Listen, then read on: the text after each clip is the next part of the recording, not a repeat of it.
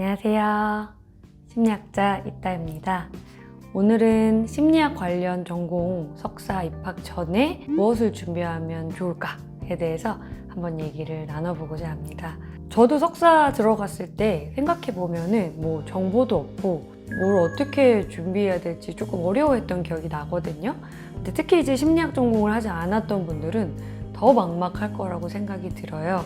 그래서 이제 저는 박사 이제 수료까지 했으니까 지금 내가 그때 딱 돌아갔을 때 이렇게 준비했으면 훨씬 더 효과적이었겠다 라고 이제 보이는 부분들이 있거든요. 그걸 조금 안내를 해드릴게요. 일단은 내가 나는 상담을 하고 싶어. 그래서 심리학과에 뭐 상담 심리로 들어가야겠어. 그 관련 다른 전공들도 있겠고요. 그래서 그런 이제 결정이 드시면 일단은 대학들을 좀 찾아보셔야 돼요. 내가 가고 싶은 대학들 여러 군데를 검색해서 거기에 뭐 일반 대학원이나 뭐 교육대학원이나 특수대학원에 심리학과, 상담심리 전공이 있는지 관련 전공이 있는지를 쭉 살펴보시는 것들이 필요합니다. 그리고 어떤 교수진이 우리를 가르쳐 주실 건지 이런 것들도 잘 살펴보시는 게 중요해요. 왜냐하면 일단은 좀 내가 가고 싶은 대학들을 추려야 되고 그럼 거기 대학에서 원하는 모집 요강이 있거든요. 그 과가 원하는 학생이 있어요. 그럼 거기에 맞게 이제 그 입시 준비를 해야 되기 때문에 일단 조금 많이 정보 수집을 하시는 것들이 좋을 것 같아요. 그래서 이제 그 대학원 서치를 하시면서 이제 조금씩 내가 조금 더 관심 가는 커리큘럼이나 그런 학교들이 눈에 들어올 텐데 그 교수님들이 쓰신 논문들을 좀 검색해서 읽어보시면 좋습니다.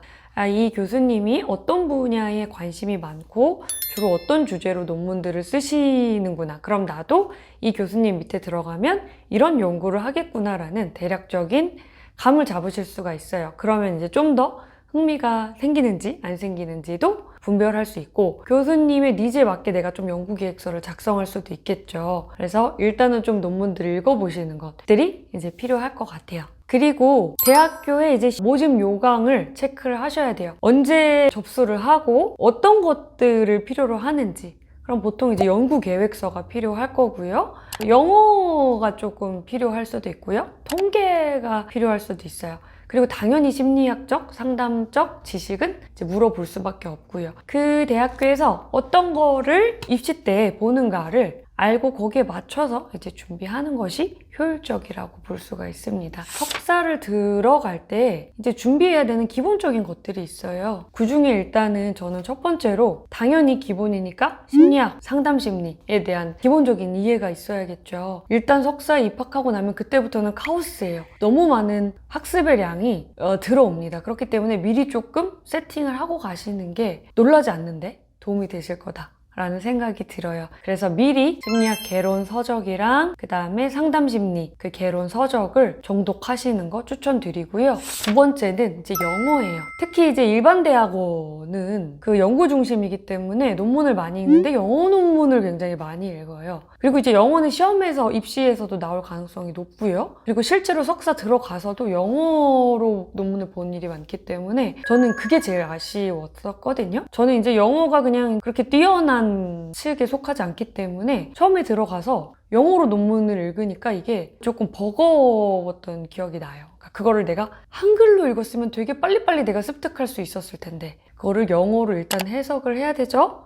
모르는 부분 번역기도 돌려야 되죠? 그리고 나서 내가 이거를 학습을 해야 되잖아요. 그러니까 양에 되게 압도됐던 기억이 나요. 그러니까 충분히 소화하지 않고 막 그냥 밀려오는 그 양을 막 처리했던 그런 기억들이 나거든요. 그래서 미리 영어 공부를 하는 거를 적극 추천을 드릴게요. 특히 이제 어떤 영어 공부를 하시느냐, 물론 기본기도 중요하시겠지만은 영어로 논문을 많이 읽어보시는 것을 추천드려요. 그래서 그게 처음에 어려우면 한글 논문이 있잖아요. 그러면 논문 뒤에 영어 초록이 같이 첨부가 된단 말이에요. 그러면 한글 초록이랑 영문 초록이랑 비교해 보면서 영어로 논문을 읽는 연습을 하시는 게 굉장히 도움이 많이 되십니다. 그래서 논문도 계속 읽다 보면 그 논문에 일정한 틀이 있단 말이에요.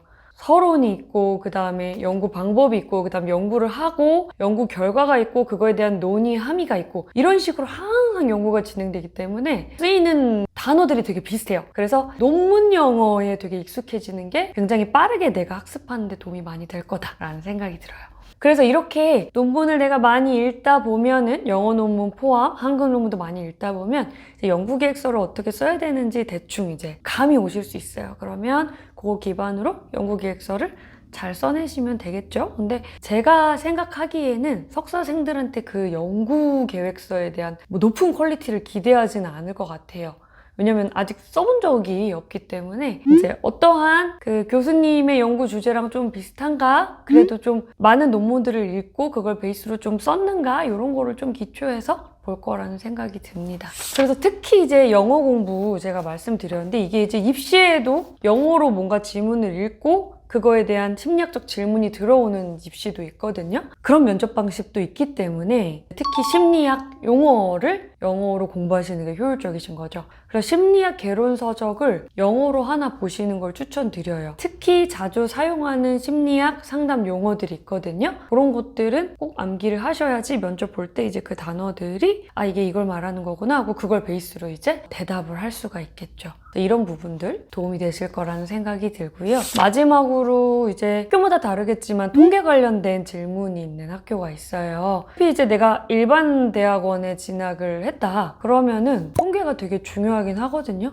물론 다른 이제 일반 대학원이 아니더라도 어쨌든 논문을 써내야 되니까 통계를 할 줄 알아야 된다라고 생각을 하고요. 그래서 통계 공부를 하셔야 되는데 이제 심리학을 전공이나 복수 전공한 사람은 통계 수업을 듣잖아요. 그러니까 어느 정도 기본적으로 한 번은 배웠고 그 책을 가지고 복습하시면 되는데 내가 심리학 전공자가 아니다 라고 하면은 그냥 내가 책을 사서 공부하기에는 사실 어려움이 있을 거라는 생각이 들어요. 그래서 강의를 좀 들으시면서 한번 쭉 훑는 것을 추천을 드립니다. 제가 이제 석사 입학 전에 어떤 준비를 하면 좋은지 말씀드렸는데 이게 입시에도 도움이 될 것 같고 실제로 내가 심리학과에 들어가서 빨리 적응을 하고 효과적으로 학습을 하는데 도움이 되는 준비 과정이라는 생각이 들어요. 그래서 참고하셔서 준비 잘 하셨으면 좋겠습니다. 그러면 선생님들 열심히 준비하셔서 우리 상담 장면에서 상담사 대 상담사로 만나기를 희망하고 있겠습니다.